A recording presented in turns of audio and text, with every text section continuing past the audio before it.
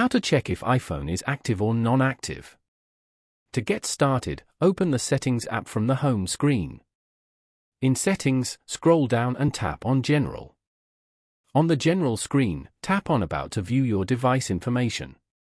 Over here, you can see details like your device name, iOS version, model name and number, and serial number. Tap on the serial number and you'll get an option to copy. Tap on Copy.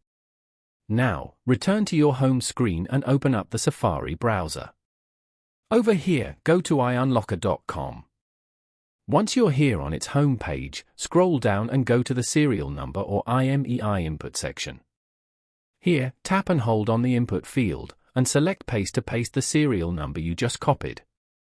After that, tap on Check. Once it loads up, scroll down on this page to view the result. And as you can see, as you scroll down further, there are a lot of details mentioned about your iPhone. If you look at the purchase date and it shows a certain date here, it means that your iPhone has been active since the displayed date. Following these steps, you can easily check if iPhone is active or non-active.